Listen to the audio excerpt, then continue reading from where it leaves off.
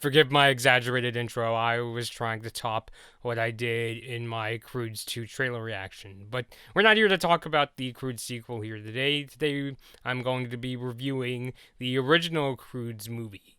Here to talk about the Croods sequel. Hey everybody, Bloodman Bobby here. When the trailer for The Croods: A New Age was coming out, I had some people asking me, "Oh, are you going to check it out?" And I said that I wanted to, but I wanted to check out the first film first. And so that's what I did. It was on Netflix, so I decided to check it out. The funny thing is, before I saw The Croods, I remember I saw the trailer years ago, back when it was first coming out. And my first impression of the trailer of the first Croods movie was, oh, back when it was first. This looks okay, but I'm not sure if it's up my street. But I'll be really honest, The Croods was actually probably the biggest, well, probably one of the most surprising movies I've got to check out this year. I was mainly going in expecting, oh, okay, there's going to be like some very simple jokes and I might laugh a little here and there.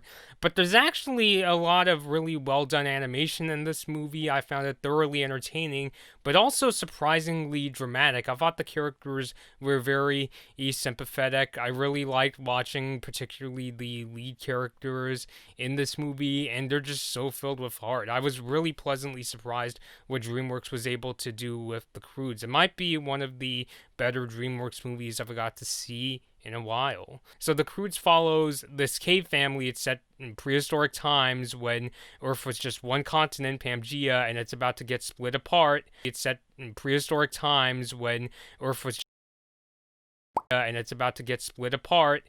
And it's set in prehistoric times when Earth was and it's about to get split apart. And it's set in prehistoric times when Earth was and it's about to get split apart. And it's set in prehistoric time. So what did I specifically like about The Croods? The first thing I'll talk about is the animation. And many of the environments, especially after the family makes their escape, are really colorful and really nice to look at and look very, very well done. There's also a lot of creative creature designs. Some of the animals in this movie go down that Avatar: The Last Airbender route, where it's like a merger of two different animals. Some of whom I remember seeing, there was like a whale that had like the legs of a rhino. There's a scene where one of the characters captures or what's called a scorpion, but it looks like a merger between a scorpion and a lobster.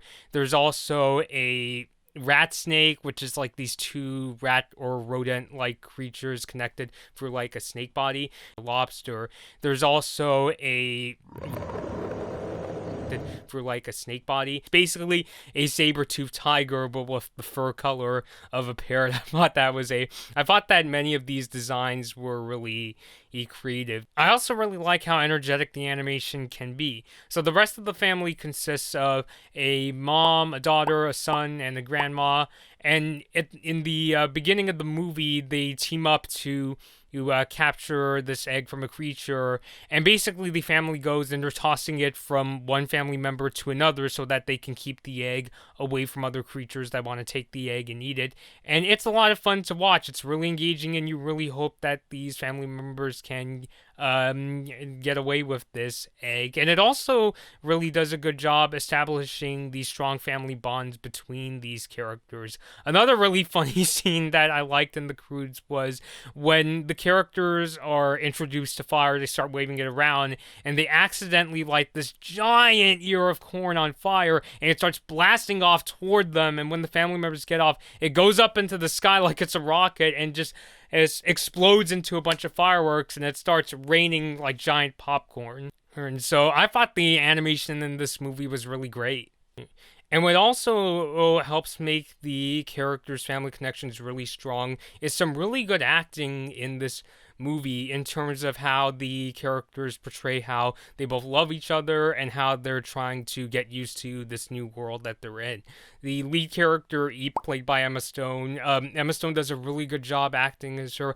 There's a scene where Guy is introducing her to fire, and she's looking at it, and she's like, what is this thing? Can you control it with your voice? What happens if I touch it? And she's very convincing. The way she describes it and the way she asks Guy questions on what fire is. She genuinely sounds like it is something really new to her, and it's something that she's really curious about. Ryan Reynolds also does a really good job playing Guy in the movie. He's really funny in the role, and I really like how he describes things. I really like how he explains his inventions and his discoveries to the Croods, like how he introduces this family to shoes. He also shows them things like surfboards.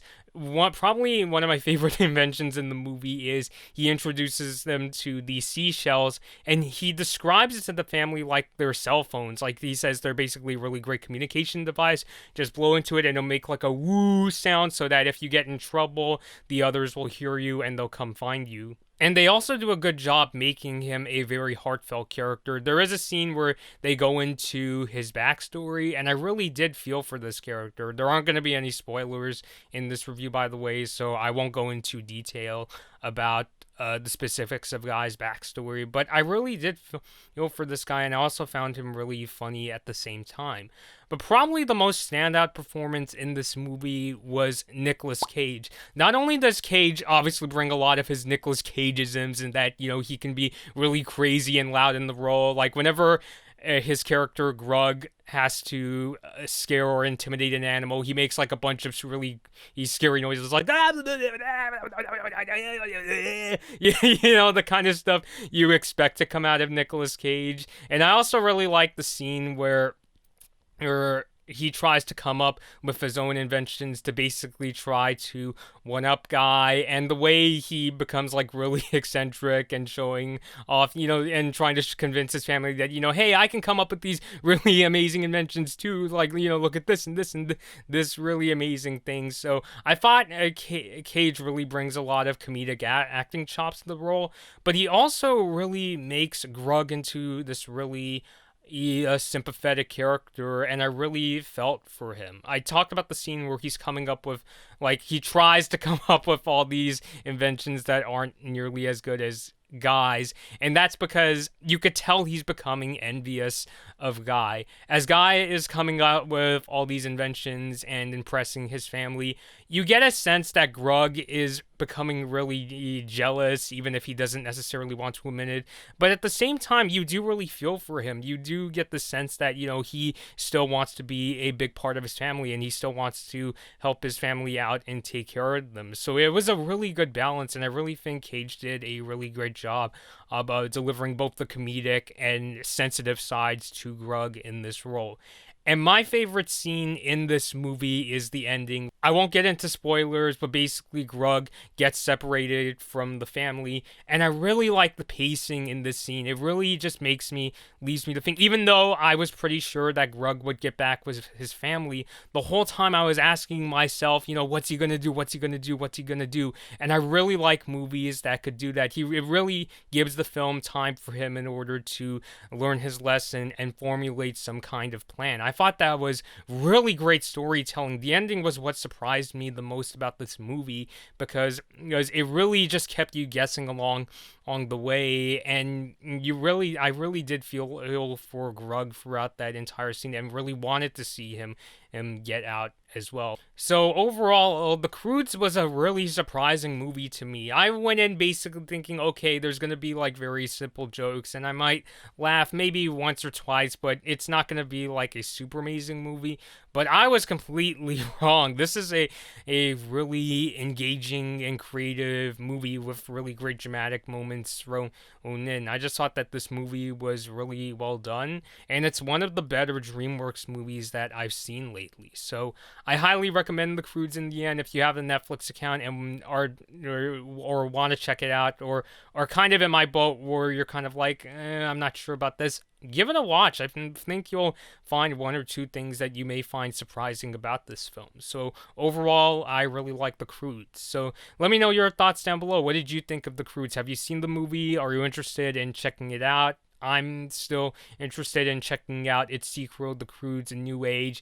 I'm still not really sure if they're going to go down the same road with the dramatic moments in the first movie, but I'm open to seeing where it goes, and I hope that the trailers don't get too spoilery.